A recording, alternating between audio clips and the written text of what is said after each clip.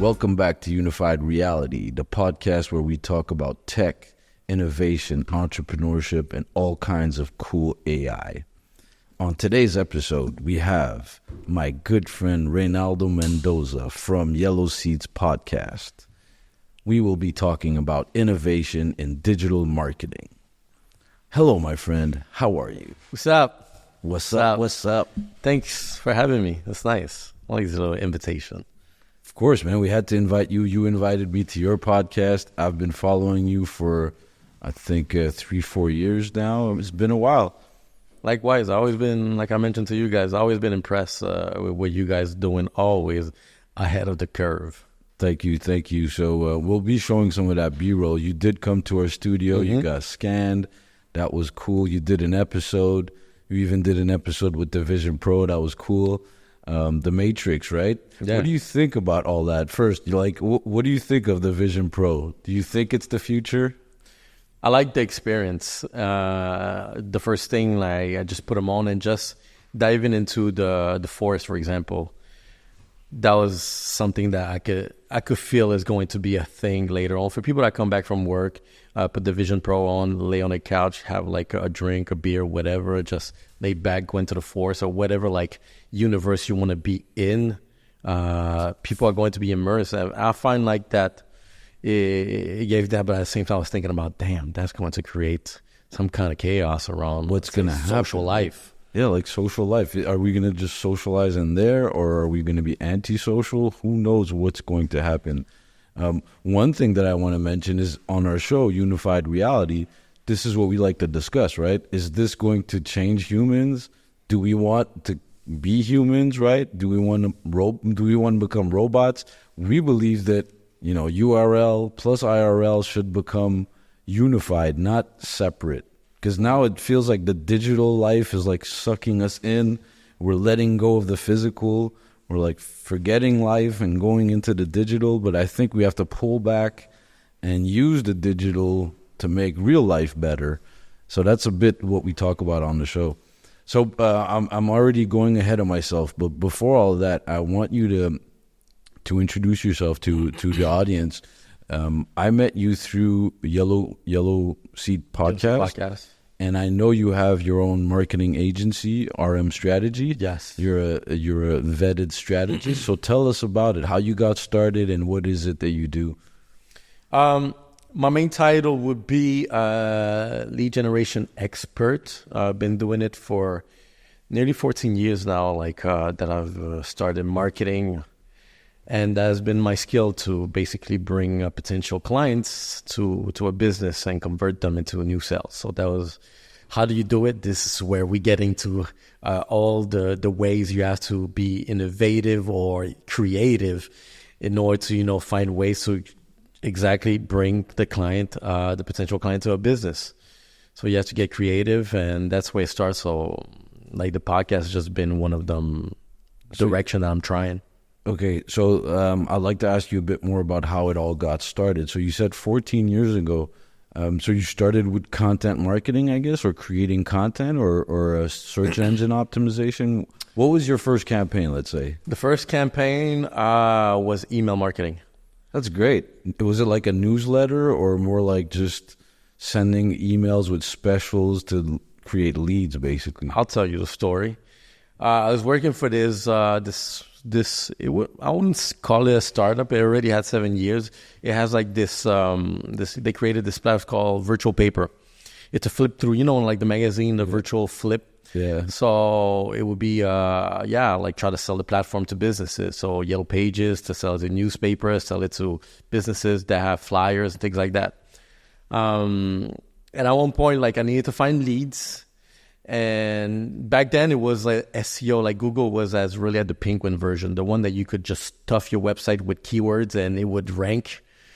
Didn't matter, good old days. Yeah, exactly. The white page with the white font keywords, boom, that you don't see, but they're just there. Yeah. That got turned down real quick when they did discover that, no, this is not what we want to offer. But that was when I started.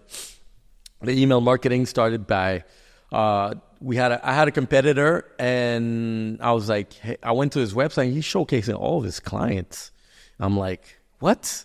like you're showing all your success stories from clients. So I just maybe I did a list one by one. I collected maybe 130 names from his website, from the competitor, and I know I've received few phone calls from people looking for a solution that we have that brand didn't have. So me, by default, I was like, all right, let me get every business name, put it on a list. Let me find who should I speak to, who are their emails, and I just created this mass email. Back then, you didn't have like really that spam. You just sent it to whoever you want cold. Yeah. That's interesting. So you actually looked at your business, then looked at some competitors, identified what you had better than the competitor, and then approached their clientele because they put it out there and sold them, upsold them something. That's great, man. That's a good story. And so that was like, and then from there, you got interested in just doing this, basically. Exactly. Because after that, the next step is how can I do this more efficiently, better, and how does it work? So you go into the market, so email, then SEO, then I did, I was doing some content, but back then content was more blogging. Blogging, yep. Posts, social media too. Social media was still like, how do we do it? Whatever, like social media management, you post a picture, whatever, and you just tag, try to get followers. And that was like, mind you, it was back 2011, 2012, something like that. And yeah, and after that, advertising. Google is starting Google Ads. So let me see what's Google Ads. So I started with Google Ads, stuffing keywords, ads, and that's where I started. Like eventually I was like, you know what? I had this dead end job that I didn't like it. They fired me. And the next day I opened up RM Strategy, and that was in 2016. Although RM Strategy already was boiling in my mind in 2015, I had the business card. 2016, that's where I started. And I have never gone back. That's great. So fast forward to today, all the way from, sending emails, not spams, to today. What is it that runs marketing digital-wise, right, today? What's the most common type of, I was about to say it, but what is it that you do the most to get leads? All right. Back when, let's say, Google was starting, social media was starting, a lot of marketers back then, the encouragement was towards doing organic SEO. Like, all right, the more you optimize your website, the more organic leads you're going to get, clients visits.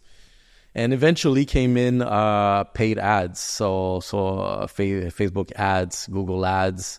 So all these paid platform started doing their own ads platform, advertisement, and it was an evolution because as opposed to organic and paid, you paid and you get results like 20 right now. SEO, you have to work on it and it takes time. It's a seed. SEO, you're practically planting a seed and watering it, giving it sun, giving love, giving attention, and then eventually grows, and then it just create fruits, and you just pick out the low-hanging fruits. Definitely. So for the crowd, you have like SEO, which is search engine optimization. Then you have SEM, which is search engine marketing. So these two are mostly tied to search, which is Google mostly. But the M1, that's SEM marketing, is the one where you pay. Most times, you pay for a campaign. And the SEO one is the optimization, where you have to optimize your website. But now it's not just your website, like you were saying, right? It's not just a keyword. It's the picture. What's the alt text for the picture? How much text do you have? How many H1s, H2, H3? And then they added video. Do you have content? And I don't know if you've noticed recently in the last 3 years, your optimization has to include other social medias, and then they look at the other social medias too of how much are they ranking. So when I type any brand now on Google, the first thing that should come up if you're doing your job is your website. If you're advertising, so first your ad for your website, then your website, then it should be probably IG, Facebook, TikTok. If it's not in that order, or maybe TikTok's before or after, but if it's not like that, your optimization is not right. Am I correct? Is this... All right. That, what you just described, if you have it going on like that, you just, you're maximizing almost, I would say, all of your channels. There's other channels that you can push. Are you doing them or not? But in the digital world, you're touching everywhere. And this is where omnipresence comes. Okay, so tell us about omnipresence, and also tell us how it's like how the influencers also get in there, like the big part, which is content marketing. And also maybe you could tie it back to why is it that you created Yellow Seat podcast, right? Yeah, you'll see all the links connecting themselves once you start understanding really where you have to go as a marketer. So right back then, so as I was mentioning, I was doing paid ads. So now what's next? I came to realize, and this is pandemic. Pandemic made me realize that paid ads is getting too expensive, and clients didn't have the same funds. Like if I'm paying $5,000 last year, I was getting X amount of leads. For the same amount, I'm getting like times 3 less than leads. So what do? We have to do things differently because everyone is going to the ad space. So we have to go back to organic. How do you do organic marketing in the time that we are? Content. And omnipresence out of all that is exactly you mentioned. So I'm available in the ads. You have a message going through the ads. If you search for me, if you ask my name in any platforms, I'm there. And if you look at videos, things like that, I pop up too. Like if your friends are connected to you or whatever, there's going to be some relation to me. So omnipresence is going to be you having a presence everywhere in every type of platform. As much as going to be your website, it's going to be your advertising, it's going to be on your social media. But if you want to push the thing at the same time, you might have a billboard outside in the physical world. You might have pamphlet. You might have business cards. There's a omnipresence now that you'll see that I'm realizing that when you put the content and in the virtual world, and now you put it in the physical world, you get like a crazy omnipresence that this is where further down the line, let's say, where the influencer become really a key component, really what its responsibility is once you have, you're reaching some omnipresence. And Yellow Seat Podcast, Yellow Seat Podcast, it was a test. It's just me testing a new channel. The same way I was testing email, the same way I was testing SEO, bunch of other things back then. The podcast is just this new form of content that you can deliver quickly enough. And if you have a lot of, somewhat knowledge, common sense or whatever, you have a voice, then maybe it could become relevant too. So I said, fuck it. Let me give it a try because early pandemic, I need to find new clients. And one thing about marketing that I learned, people are going to buy you. People are going to buy trust and authenticity. So if you're able as a brand to deliver both of those things, people are going to buy you. And it doesn't matter if you're the most expensive or maybe your quality is a bit inferior than the other one. But if they like really how you are, who your value are, what your brand is, people are going to buy you over those things those other variables. So one thing I've realized about that, podcast is the form that you can be the most authentic because you will make mistakes. You'll stumble on words. Some of your point of view might not go along with everyone else. You'll see the flaw of a person. So this is, if I'm listening to you and I see your flaws and I still like you, this is authenticity. Yeah. Because I accept who you are and you willing to give me exactly who you are, but I still like you. And once you reach authenticity at that level, you get trust. Like, oh, well, I see you working with that brand. Like, if that's a brand that makes you feel who you are, and I like who you are as a person, then let me assimilate to that brand. So this comes, the black box. Like, all right, can you match a brand to an audience only because people buy who you are, the influencer behind it? So podcast is like, all right, let me give it a try. Let's see if I'm able to sell myself. I always had this idea of building a personal branding, which I was doing it early before pre-pandemic, but post-pandemic it was like, fuck it. Let me see if I can sell a brand, which is RM, the RM experience. That's my social media you'll see. And by default, 4 years later, okay, the brand is selling itself. It's good. So now I'm creating a blueprint on how to sell a brand, how to connect to people, and how to, become relevant. That if you speak something, if you engage with something, if you assimilate with something or someone, then it's going to create communities, and people are just going to move along with it. We're in a period right now, post-pandemic, we're in a period right now that everything is tribal. People want their group. I need to belong somewhere. And there's going to be some road individuals out there that just have different type of way that people don't relate to.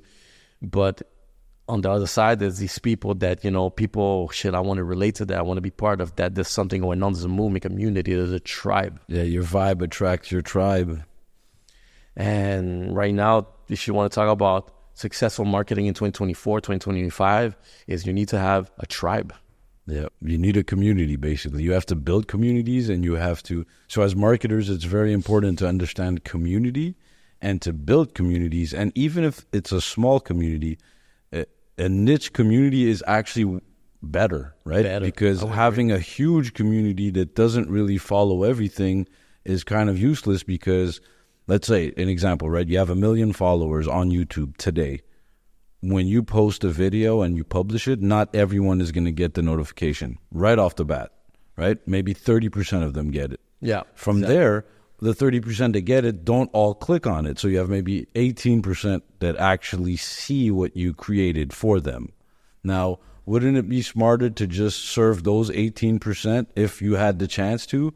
If you're a big brand, it doesn't matter. You want everyone. Yeah. But when you're smaller and you're starting up, it's actually better to just have that niche and say, hey, let me talk to these people exactly about what they want to do, what I want, the whole conversation. It could be anything. There's a point that you were talking about. At some point, you said that during the pandemic, paid ads weren't doing... Not that they weren't doing as well, but I understood that they were more expensive. Is that the case? Exactly. Have you seen this over the years that it's getting more and more expensive? Today, I would say something different. But yeah, from 2020 to 2020, let's say 3, even until now, 2024.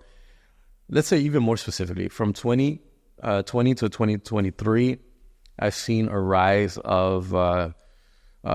cost per leads increasing by times 3. Times 3? Times 3 was a good average from different industries that I've made. Really, I crunched all my numbers. That's a lot. After searching down, really, how do you get times 3? If I used to pay, let's say, $20 leads, why is it $60 now? And so you start searching, analyzing a bunch of things, and you see the same pattern over in different industries. Some industry maybe times 2, but in average, I've noticed the times 3. So we start investigating, and really, because once you investigate really where the issue is, maybe this is where you can work on. And it came down the line that the cost per click was just times 3, the price. So the platforms basically just, because they knew, right? They know what's going on. They have the algorithms. They have all the data. They could tell us exactly what is going on. So when I stopped doing SEO and SEM is because of that. I had a big account, and one of these platforms just literally stole the account from us. And then, we talked to lawyers. They said, no, you signed this big ass contract. It says that we could take the client. Then they took the client. They gave 10% discount to the client. The fee that our agency was charging them, they did it for free. They're like, oh, we have employees. They'll do it for you. I see. At the office. I know those cases. So it's a bit frustrating when you work for them and you're, basically because creators and agencies and strategy and marketing all work for the broadcasters at the end, right? And it used to be TV and radio, so it was very controlled. Then the internet opened it up, and while the TV guys were just wondering what was happening, hey, let's take some pictures, the 2 biggest, agencies got created in the world, right? Facebook, Meta, and Alphabet, Google. And, Google is the biggest search engine, and then YouTube is also the biggest search engine. How do you cope with that, basically? So you said it, right? So now the costs went up. And now it's back to the basics where it's organic. And organic in today's world, or I'd say for the last 10 years, has been to create content. It's been social media. So exactly. It's a weird turn of event because organic was how this whole thing, this digital marketing started. and we moved to ads because people want results now. And now I'm like, I came to realize when I saw X3, like the cost was like, all right, I need solutions. So let me go back to the basics. Organic, once again, how can we do it in a fast, efficient, relevant way? Podcast. And podcast, quickly enough, was able to generate communities. And as you generate your community and your relevancy, then this is where you can attract brands. And now it's a complete new way, still with the same idea on, let's say, advertising, doing it organically, but now with our tools that we have now, like podcasts, it's becoming stronger and stronger as a channel. Okay, let me ask you a question. So we said that it's 3x, right? It's more expensive to buy ads. Now, did you figure out, and let's say when you buy an ad, you do have a lead, right? You know that, okay, for $60, I'm going to get a lead. Now, with content, is it the same price? Is it more expensive or is it cheaper?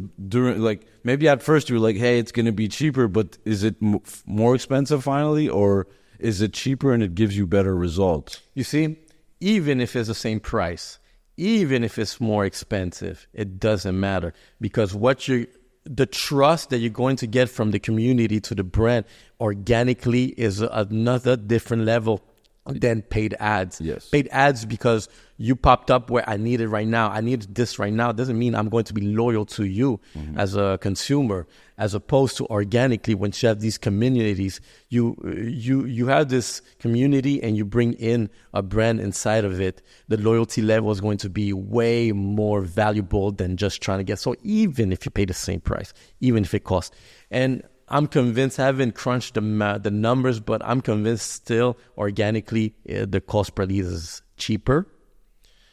But even if it's the same price, even if it's more, there's that component of trust that you're getting right off the bat. Yeah, I totally agree. That's priceless. So let's say that it was the same price as an example, right? I think it's cheaper if you're smart and you know how to do it. It's cheaper. And it gives you more value in terms of, like you said, trust.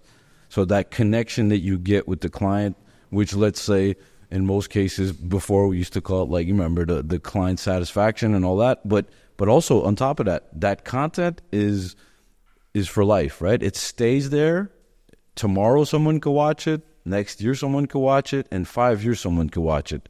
But your ad, it's gone. Once they've clicked on it, they paid for it, it's gone.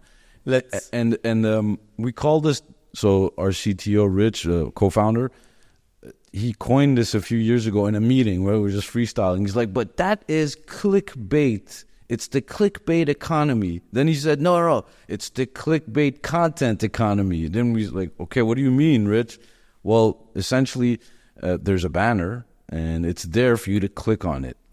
We all hate this now. Then what? Then there's content that became like this too. Like, okay, it's not a banner anymore. It's some guy. He's like, I'll teach you how to do this. And then you watch it and you're like, that's not what the title did not match what you were saying. Yeah. And this. And so what about that, right? What about like the clickbait content, meaning that you have to be real with your content, right? So like you were saying, the podcast is where you create that trust, and you have flaws and you make mistakes. You explained it before, and I was just trying to bring it back to say that, that clickbait stuff doesn't work. But clickbait is short-term gains, but you don't have the long-term. Like, if you're going to do this thing, you have to think about long-term. Really, nobody wants to hustle like every single week to try to get a new client. I'd rather, let's say, build 1,000 solid clients recurrently for years. Well, retention, right? Exactly. If you don't have retention, you're doing everything wrong.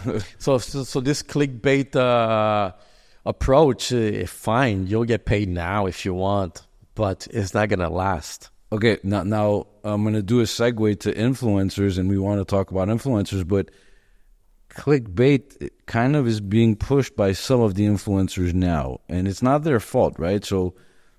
I have something to say about that. Yeah, I want you to say. So I'll say my piece and I'll ask you a question. Basically, you're a marketing guy. I'm a marketing guy too from back then. We're kind of doing the same stuff back then too. I shifted towards VR and AR and all that stuff. But Putting a banner, it's not fun, right? And people click on it. Nobody clicks on banners anymore. Okay, we kind of know that. So now it became content, right? So now this video, this vertical video or this short video or this long format video, you can put a title that's going to be clickbait and make people click on it. Now, who's to blame for this, right? Is it the behavior that's being pushed from the platform, or is it the influencer that's pushing this type of platform, or is it just us? We're just dumb and we like dumb stuff. Do you get what I mean? Yeah, 100%. I mean, I would say all of the above, but let's say, where's the source? It's hard to say. I would have the tendency to say the platform is the source because they control the algorithm. I agree. But the guys that program the algorithm, they do it based on how the human behavior is now. And now human behavior crave dopamine and they have a short attention span. So the algorithm is going to be written in regards to those factors on the human. And at the end, the influencer is just just following really what I tell you to do. That's exactly it. So the influencer kind of isn't leading nothing. So, however, I want to share this because it's very, when we talk about influencer and really who could shift maybe like different behavior. Kendrick Lamar with this track to Drake, the one that he mentioned, the Chinese Toronto restaurant. Yeah, he just said one punchline and he flooded the restaurant with demand. That's interesting. So that's someone that has the power maybe to shift aside from, let's say, go beyond the algorithm, because he didn't say that. Kendrick Lamar never expected that the restaurant would get that much recognition. No one could expect these things, but this is, you see, human behavior. Human behavior is just like, oh, Kendrick Lamar said go there, I go there. It's pretty easy to understand. Well, I mean, no, I'm simplifying it. It's complex stuff, human behavior, right? The influencer is the influenced, if you ask me. How is the influencer influenced? So the platform has certain ways of doing. Now, these algorithms, like you were saying, yes, engineers, like I'm an engineer, I could do that. I have algorithms on some of my platforms. Engineers create these platforms with goals, right? And our goal is not you. Well, it depends who the company is, but these platforms, my goals are good. Mine is educational, elevate people, empower people. But some platforms, most of the platforms, because they have shareholders and it's just like that, and they're kind of stuck in a way that they can't really change. I'll explain what I mean. Their goal with their algorithm is to get the most retention, the most of your time, so that they can serve you the most ads. It's really that simple. So if we think that, shorter videos are going to work, we put that in our algos, but we keep changing the algos. Yeah. The algos are different every day. Today it's short, tomorrow it's medium, after it's long, then it's back, it's per region, it's per person, it's per IP. It's different for each person currently. The algos are so far ahead that we don't treat, it doesn't treat each person the same way. You and me, we're not going to get the same feed, right? But what's the same is that the goal is to keep us there the longest as possible, to show us the most ads or content possible. Now, even when we're creating content for these platforms, right, we're like, okay, let's not do SEM, let's not do marketing, let's not pay them, let's create content. We're still working for them. Of course. Like, either this way we're giving them money, or on the other way we're like, well, it's a UGC platform, I'm the user, I'm the one creating the content, user-generated content. So what are they really doing? Well, their job is to have these algos, right? No, exactly. And the algos decides what you're going to see, when you're going to see it, how long you're going to see it. And what does that do to the influencer? He tries to understand, the influencer tries to understand what's going on. Well, because I like making money by creating content, so I want to get more views so I could get more money. All right, well, this platform says that if I create short content like this, I'm going to get more views. So I change my behavior. So the influencer is actually the influenced, right? It is. You get what I mean? The influencer is at the bottom of the... But then the influencer influences the users at home, right? So there's a kid at home that looks at the influencer, and the influencer has been influenced by the platform, and the platform has been influenced by what? By shareholders that want profit. So all of this game is for profit. And so don't think that your behavior is like the behavior that you have on social media is to give you freedom or to give you education or to make it social. It's none of those things. Like it's about profit. Like there's a quote that I read, or I don't even know where I got, but it's super nice. Let's say Netflix, for example. Do you know who's Netflix's biggest competitor? In the digital space? What's their biggest competitor of Netflix? Of Netflix. It's probably something that I won't think of, right? So let me... Exactly. Think. We think alike, so you have to think outside the box. Yeah, I have to think outside the box. So I want to hear I know you want to guess. Yeah, I want to guess it, but I could guess this other one. I was at this conference for hacking and stuff, and Ashley Madison, you know this, it's old. And the guy said, you know who our biggest competitor is? Like this. He's like, the Bible. I was like, what? He's like, yeah. It's that same thinking you need to have. Go ahead, tell us. Sleep. Wow. Wow. It's like, I don't want you to sleep. I want you to watch. And you know what brand is clever?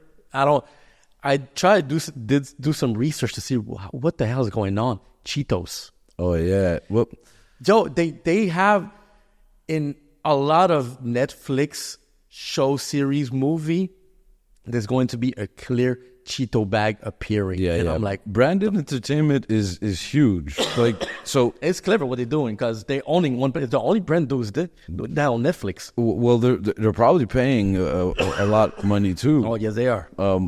Did you know that the first TV show in the United States was a branded content? I don't know if it was for Chevrolet or one of the cars. So they put a car and they did a musical around it. That was the first TV show. So TV's born like this. Without the brands paying, TV wouldn't exist. TV is to sell is to sell, sell products. Yeah, exactly. And then you have to fill it up. You need people to stay there so you could advertise to them. And so then they started with the news. Like, okay, at these specific hours we have news. And then, let's do programming. And all the way to, where it was high quality, then it went low quality, then high quality, then reality TV, then the writers don't want to write. And so all of this did that every time we change, it gets dumber. But it's a technology. And when you think about it as a technology, because let's say back then ads were presented in between shows. So it would be a 30-second ad in between a show. So like for a 30-minute show, you had maybe like 4 ads. And when you think about it, the only reason why ad appear in between is because is where I can maximize the presence of my brand through people available with the technology that we have. So you cannot advance the programming. You cannot go back. This is where like the other box came in, but you were stuck to that. You had to watch it. You had to watch it. And so that's what technology was available. Today technology is that it's so quick. Yeah. It's the quickest way of form. So the attention was different. Over there people took time, to watch things. Yeah, people would because the technology forces me. There's no technology that could allow me to accelerate to maybe like, I want to skip this ad. And before that there was radio, and then before that there was theaters, and before that, it didn't start it's been a while, In order for capitalism to work, in order for this thing to turn, you need marketing. It doesn't work without marketing. So, and marketing is what? Repeating stuff to people. So in human psychology, if you repeat something to someone enough times, they will believe you. Right? Yeah. So it's as simple as that. You don't need to break your head. It's just repeat stuff, repeat. But you see, it's visual, it's audio, it's all the senses, right? It's not just one. all the senses. But this is where brand awareness comes. And the more you repeat a brand to, let's say, a community, eventually the community would engage with it. And that's something that I've realized on when you're a creator and working with a brand and you have a community, how to work. The best way is that the thing is that sometimes you have to educate brands that, this is not, it's not because I show you one time and that's it, there's going to be a result. It's a relationship you're building. You need to build authenticity and trust. Come back to it again. So when you have established time, authenticity and trust, the engagement and the conversion begins. And so that's why like all the deals that I promote, that I work with brands is that to promote maybe a long-term relationship, because the short-term bullshit I don't believe in is clickbait. Yeah, maybe you can have, if you... It looks good, exactly. Then it dies off. And that's one thing I want to warn too for everyone that's working in the space and the influencer, because now we could talk about AI. AI is coming in the field. We're going to get into it. Yeah. I know I'm going again ahead, but I felt like eventually this point has to come because... AI is coming. You posted some certain things about, I think it was you or you probably definitely saw it, but is AI has created this influencer, and this influencer has a bunch of followers, legit followers, humans that just follow it, maybe like bots, but who cares? It's just, but that AI is able to sell a product and no one it's not a human. It's crazy. And so eventually the big question is like, influencer, what are you going to do? Like, are you scared of AI? Because AI is coming for your job right now. And what creators are going to survive, let's say, this transition? The most authentic one. Yeah, that's definitely it. So I had a good friend from Dulcedo yesterday, the founder, Karim, and we talked about this too. I even asked him a few questions like, is it even possible because we've seen this, and I'm not for this, I'm against, OnlyFans, but is it possible for someone that was young, that fell into OnlyFans and that was a content creator to become a real creator now?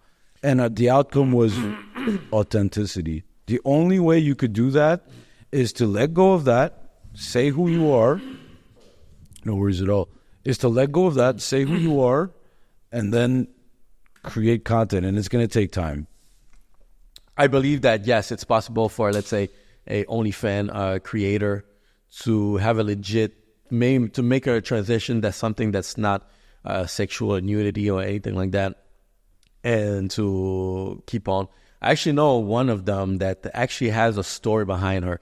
Yeah, she's doing the OF because she has the potential to do it and have some success to it. But at the same time, I see her storyline is somewhat evolving to someone else after that. And I find that she has a good crowd also following her around. So this is when you have a creator that, that has built something where there's a lot of moral questioning. Is it something you should do or not? But this is a business, so. But other than the moral part, right, that I understand very well, but just technical brand stuff, right? Your crowd on OF, I don't want to be dirty or anything, is paying to see you naked, right? If you come on YouTube, like we don't have naked stuff. First of all, there's no naked stuff. But like, I'm not gonna follow you because you have, you get what I mean? Yeah. You have to bring me content. Like now, you have to become a real content creator and bring value to the table. When I'm watching you, you got to give me value. All right. On OF, the value is that I see you naked. So like, it's really, I feel it's really hard to do that transition. It's like if you're starting over, I feel like. It's hard. It's not impossible. And let's say some cases that we can see now, but I think that our generation, because all this technology, all this thing is brand new, so it's normal that we don't have the answer to know if someone can make that transition from, let's say, porn to more... well, we've seen a few from like porn stars that became actresses. Maybe like Pamela Anderson. Yeah, exactly. But she was known for her breasts. So. Or even Kim Kardashian. Yeah, you see, that's the case. But it's not another one, let's say, in this more creators world, that's OF. Adam22, for example. He has his own... I don't know him. Who is he? Adam22. Do I look stupid? Not at all. But he's a bit controversial. He's a podcaster. Well, it's not even. The thing was a biker. Oh, and his girlfriend is an OF? Okay, yeah. I know that story, yeah. So he has a podcast. So he creates content on YouTube. But he has other platforms where he's on OF doing porn at the same time. And there's still a community that, because he's delivering something else that's aside from the porn, delivering some content. But there's value there, right? Yeah, he has like a really a natural entertainment, whether you agree with him or not. Yeah, so that to me is value. Talking about other platforms, let's not forget this. Patreon, how is that working out? Like, do you use that stuff a lot? Or is that more something for just the creators to think of? Like, in the marketing side of it, is there any link to Patreon? I'm not doing it as for myself. I don't have a paywall certain content. However, I do have colleagues that have the paywall. And one thing that I've seen statistically, but this is like really some rough stats, is that it's always 10%. Always 10%, let's say, your follower are going to actually pay. And this is applicable to any platform that has a paying service. Let's say if you give out, let's say Canva. Canva gives out the free version. People use it. It has a lot of features.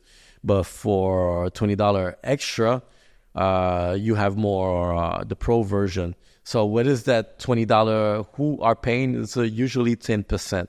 The average. So I would say that in your follower and you have a Patreon, 10% are going to follow you along with that. And that's maybe like the 10% exactly that you should put a lot of focus towards. Remember that niche I was saying before. You make more money with quality. So quantity. We're at Uverse with Unified Reality. Well, I'm taking it from Patreon's founder, but I like the term superfan. Right, so the superfan, what are they? It's those 10% that really follow you every year. They buy your merch, they'll subscribe, they'll do this, they'll do that, all of it.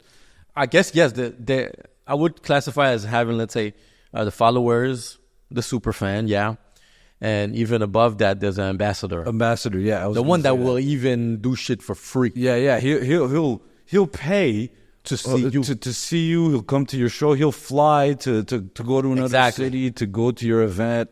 And so I feel like this is kind of, if we're talking to brands, right? They need to know this stuff, and this is what they need to work on. As a brand, if you look at this scale, it's an easy scale: follower, superfan, and ambassador.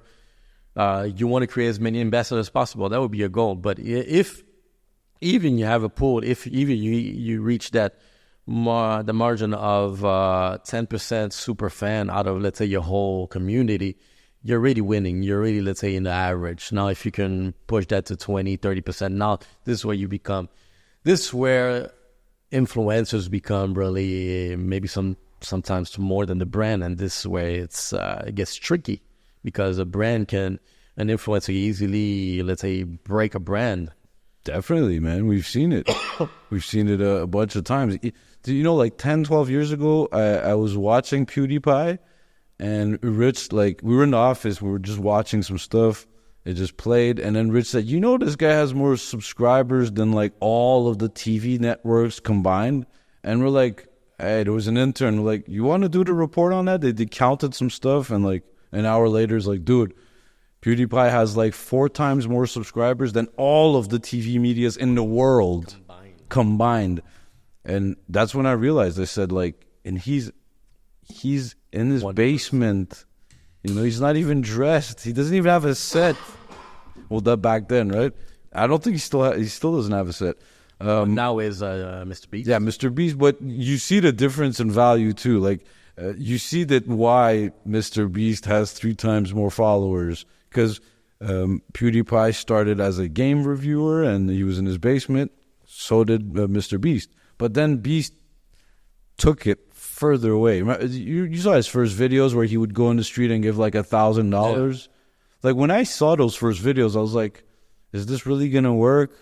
Yeah. He went for that short format, fast, and giving stuff to people, where it creates it's like dopamine times 50. So you get everything at the same time. Like, have you watched like his last videos? Like, if you watch it, it's like you just smoke crack or something. It's like, okay, today we're doing this, like, okay, and the fast cuts. It doesn't waste any time, right to the point. Like, this is professional stuff. No, exactly. This is expert at it. Where Mr. Beast has become even more innovative. because eventually, like, you reach a cap. But when he decided to incorporate languages, Oh, yeah, he killed it. so now you're just getting other people with languages. And that's something we can talk about that I've spoken many times on my podcast. My podcast being a French podcast. At first, I wanted to do it because my territory is French, so I have to appeal to my community, the people that I will have a direct contact with. I discover, like, and a lot of people say, "Oh, do it in English because States, the rest of the planet, the world, whatever." But eventually, I came to discover that French is a niche, but it's a valuable niche because it has approximately 380 million users of French. And I saw some of my clips blow up because eventually we're in Quebec, so we're limited to a certain amount of people we can only reach. So if you reach approximately above 300,000, you're starting to go outside of exactly to go to France, to Belgium, to Africa, to the islands and things like that. And this is why I've discovered, oh shit! So if your brand become big enough and you're able to big communities, the French language, as a valuable it has this exclusive niche of people that think the same but differently. Different language. But in the other areas that right now it's in constant development, so I find that there was value to it as opposed to continuing or doing things in English. Definitely. Because I was like, damn, because when I saw my videos reach Africa, like a big, like the video has like 4.9 million, so one of the biggest videos that I have.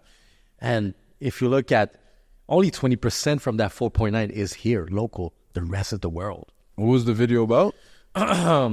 You see, this is some type of clickbait shit, but it's about it's an OF. Exactly. It's the actress explaining. Yeah, her story. exactly. Well, it's informative, right? So I guess there was value there. It was now. What about if you were to do it in other languages? Like, did you ever think of like Latin America? For sure, Latin America, it's a big market too. We're talking about 500 million people at least.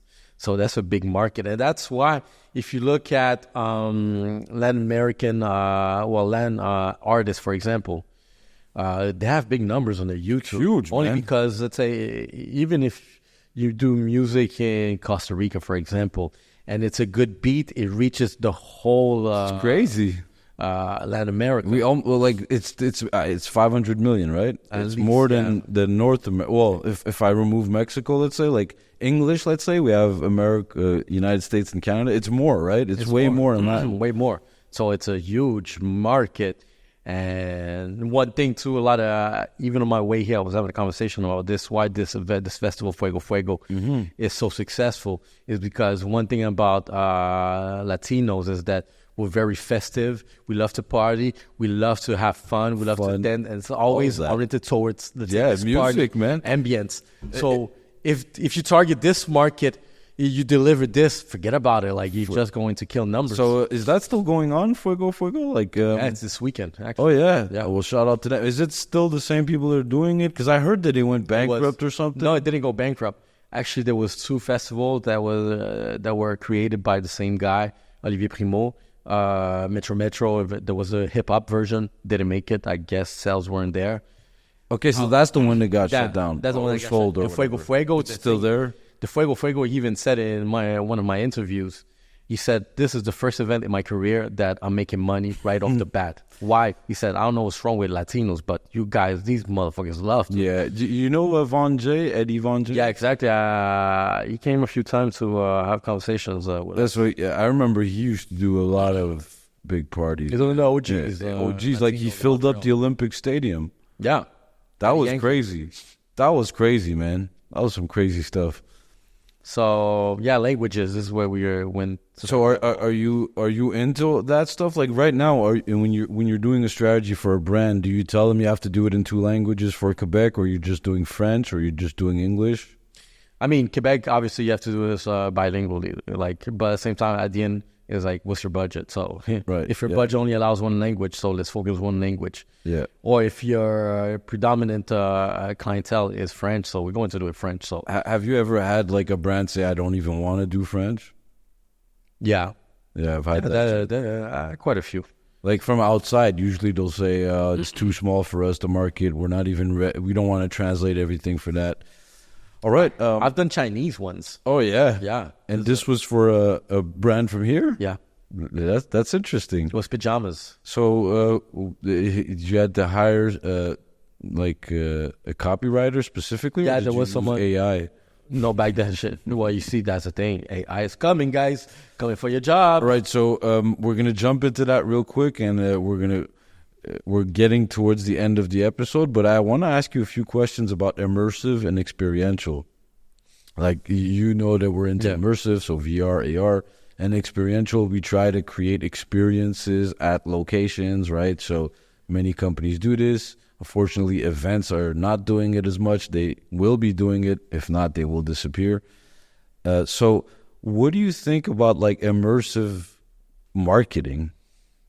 It's definitely coming. The same way I described to you the Vision Pro, how you just get immersed into this forest of calmness after work, hectic day. You just go there, relax. But imagine you just see like some of the future that I already see or discussion that have been made. It's about, let's say, advertising like in these metaverse world. So let's say if you know like this, for example, I think we even had discussion once, but you have this world, and in this world lives Elon Musk, for example. So as an advertiser, you want to be where Elon Musk is, for example, this world. So you're going to just try to purchase the virtual real estate around where he is. If he chooses to be in one place because that's his world, everyone comes to his world, then it becomes like really a benefit for you as a brand to advertise around there. What do you advertise? When you put a banner, electronic virtual banner that's going to be closed, perhaps.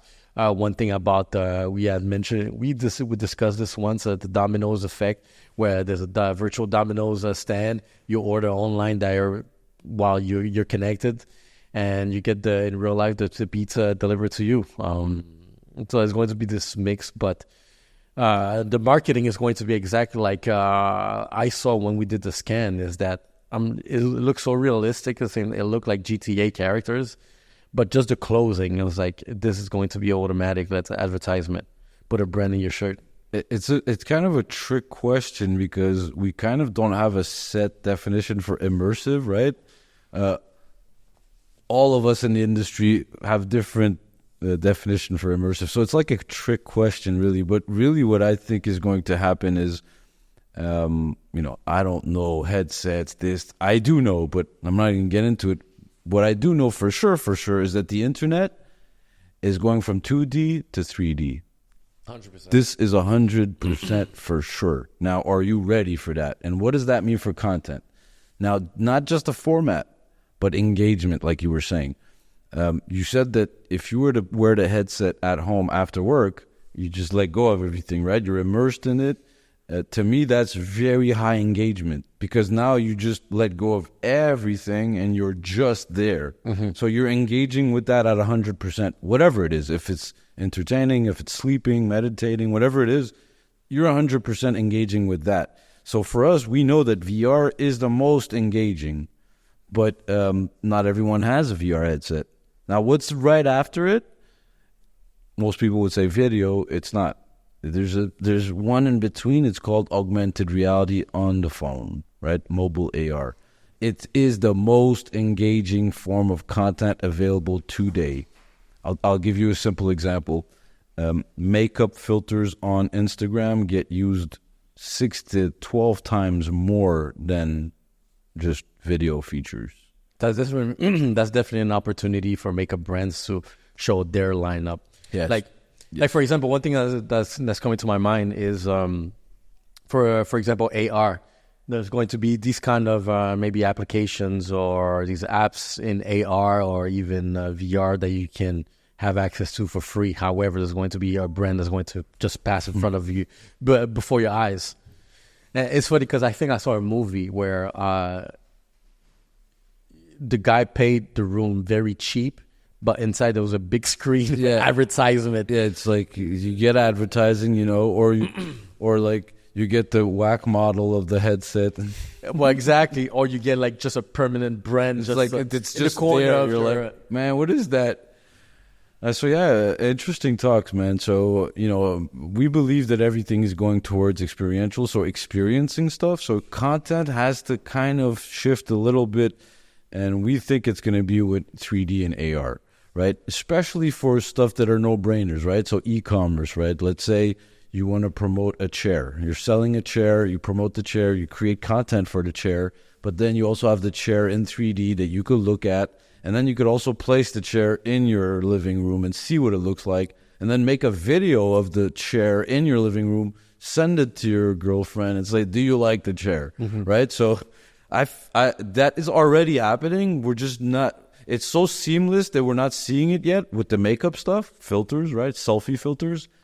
But as soon as we start turning the camera to the other side and start placing objects and it's seamless, it's gonna all shift, and it's coming. It's on its way. One thing you mentioned, experimental marketing. It's not as much out there, but for example, Disney is somewhat getting there. There was this event that I went to with my kid, and it's like this big room, and the four walls are just projected with images, but at the same time, like. They have in the middle of the room, they have maybe like these 3 tubes that just created some kind of weather. So if it's raining in the movie, then you feel cool. Some sprinkler. They were like immersing you exactly into the content. They're experimental, like you really, because I find this is going to be the leap to really getting fully immersed is when you can. Stimulate other senses for sure. Aside from just hearing and seeing. To me, one senses that I discovered lately that I practice a lot is dumb, but it's so powerful. It's aromatic smells. Marketing. Yes, yeah, for sure. Shout out to my good friend Audrey Bernard from Déjà Vu Simulation. She does this for like 10 years now. She could arouse a feeling from you from a smell, and usually it's not what you would think. Like, hey, I want to smell that's gonna like arouse a feeling of trust and calmness. And she's like, grass. I'm like, yeah. Then they put it, and I'm like, yeah, I actually feel good. It's like green grass, right? Like in a farm, or like specific smells. And she has like big clients, Walmart and stuff, and they have like specific smells for aisles. But even further, going back to the forest, imagine exactly you smell. Yeah, you go in and you smell. But be even before that, right? Just the visual already, your brain is tricked. Then the audio, spatial audio. Yeah. Second one is tricked. Then yes, we want to do all the senses. But before we even talk about the personal one where you're enclosed with tech, why don't we just use tech that already exists, like your phone, and make an event better, right? When was the last time you went to an event and you actually used your phone, not for social media, but your phone to actually do an experience at the event, with the event, part of the event? Have I? I believe I have. I find that hotels might do this with tourists. Yes. So those are good, but they're functionalities, like to check into your room, to pay. No, furthermore, resorts. Oh, the rewards. No. Furthermore, tell me. In resorts, for example, it doesn't involve a cell phone, but the idea is that you'll have the silent DJ. So you have a headphones and you have, let's say, 3 DJs. Yes. And you choose, and everyone's just dancing. That's really, and you have the color. It's a good example. So that would be where you just take the technology. That's really good. That's exactly what we mean by unified reality, right? How can we take a piece of tech that in some way it's a headphone, right? It looks like, hey, that you can't party either. You're alone. You're listening to your music by yourself. No. We could use tech to like create channels, and we could all be listening to the same music, and we're all dancing, and we're not bothering the other people, and we could have different music. That's genius, right? That's unified reality. That's what it's about. All right, so I know we could talk for days, man. We could talk for days, but I want to just ask you, do we have 2 more segments? And I really think this is important. So we talked about immersive, obviously, that cool stuff, virtual, Probably soon there's going to be virtual, virtual YouTubers telling us what to do, how to act, what to eat. It's already there. But let's jump into entrepreneurship. Yeah. Right. I want to know what are the most difficult things that you had to face when you were starting RM Experience. Also for the podcast, like easy credibility. Credibility is what's going to make the difference between whether you fail or success. Because I can save money, but money, everyone has that issue regardless. Even Apple has money issue. That's why they keep innovating and they want to keep selling more. So let's not talk about money as being an issue for entrepreneur. It's clear. Credibility becomes the one that I found that was the hardest, the longest, and the toughest one. First is that when you begin entrepreneurship, one thing that you might have a skill, in my case, marketing, so I'm able to, help you find clients. However, I don't have the credibility yet.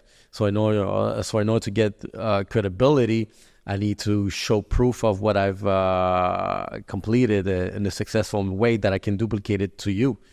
So you do one project, it works, it's a cute result. You do another one, it fails. So and time moves along. So credibility takes time to build, and credibility goes along with a reputation at the same time. So entrepreneurship is about consistency, discipline, and at the same time only being perseverant to reaching that goal. Once you've crossed the line to, your work speak for itself without you having to sell yourself, this is where you can start charging more. This is where it becomes a bit simpler. This is where it becomes maybe innovative too, because you know what? I've accomplished the first 5 years of struggle, of trying to prove to everyone that I'm good at this, I'm able to do it. Now this is what it costs. I'm going to be very selective with who I'm going to work with. And now we're going to do this new thing that you guys are even doing it yet, because I want to innovate into my business. I don't want to just be the same stale individual that's, all right, I've reached a good stability. Let's keep it that way. For myself, I want to keep growing. I always want the next thing. That's great and good advice. I just saw like a meme this morning, and it was like, don't do this. It was like, learn, and then work. And so usually it's what? Learn, work. Well, not usually. What you should do is learn, work. It's funner. It's better. You grow. You're just a better person because you keep learning. And not just learning like how to crunch numbers, right? Everything else that goes with it. Life, right? Life is a big lesson. It was really good to have you, man. And it's really good, interesting talk. So I have 2 more little things to ask you. And this is like some tips I want you to give from all your experience creating content. Mm-hmm. Like for an aspiring content creator, right?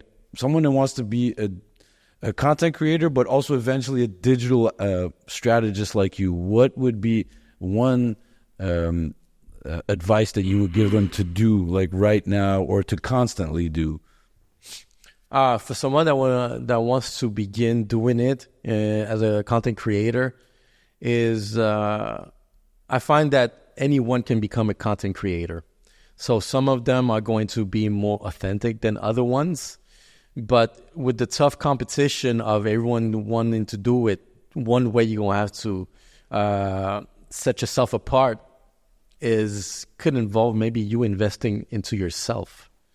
Investing to yourself would be your best tool. And by what I mean by investing to yourself is that you might have to invest into your marketing, having, let's say, the proper tools for you to elevate yourself to the next level, have maybe the right gear.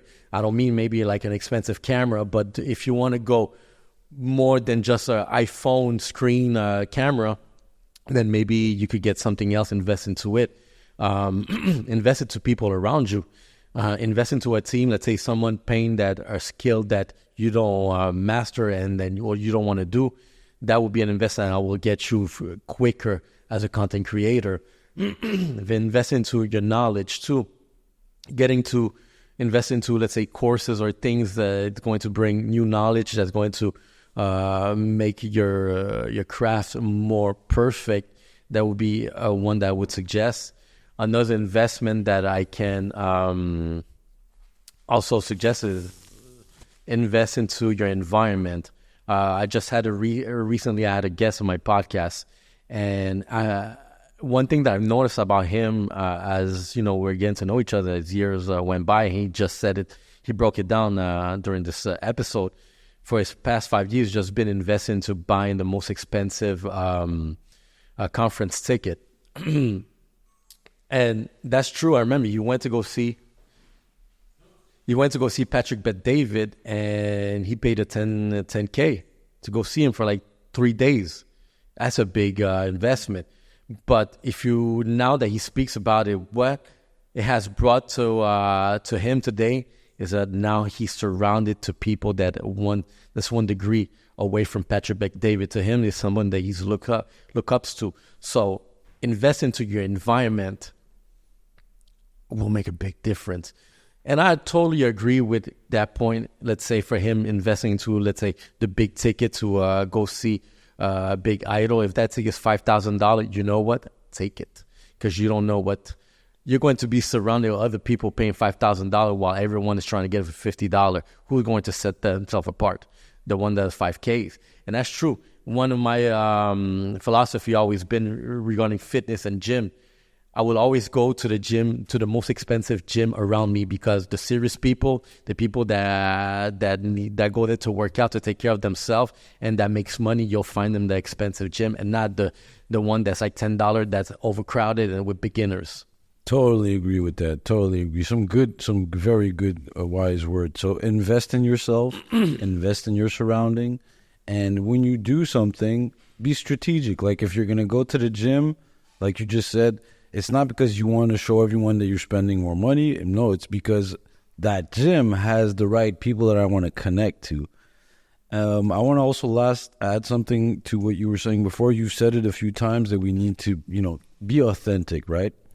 I want to tell everyone, right? Being authentic is a good thing. It's really good, and it makes you stronger. You know what? If you're a fake person and you lie, right? Don't think that everyone's going to like you. You're still going to have half of the people not liking you.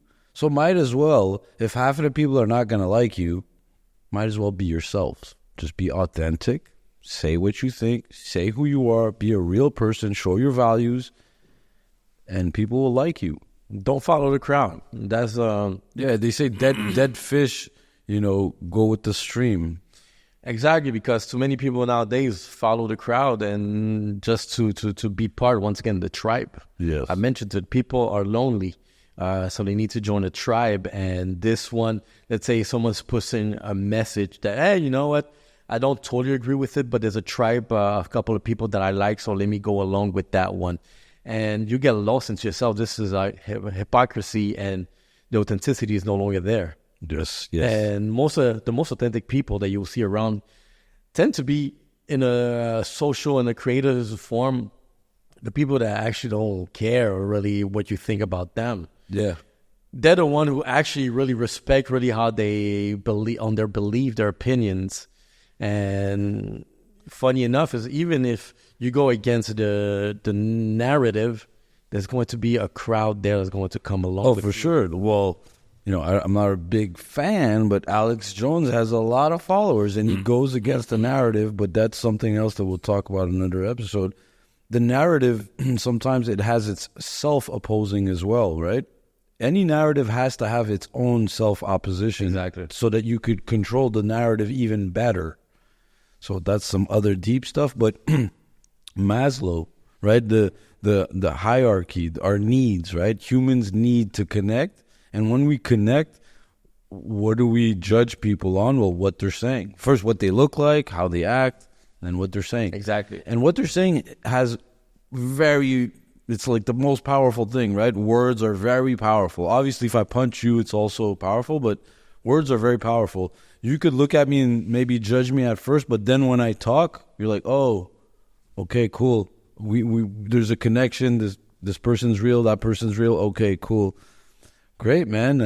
I love the convo, man. Likewise. You're going to have to come back again, and we're going to talk about more influencers in the future, especially the ones that are doing augmented reality. Yeah. Oh, yes. All right, guys. Thank you. Thanks a lot. See you soon. Thank you, guys. Reynaldo.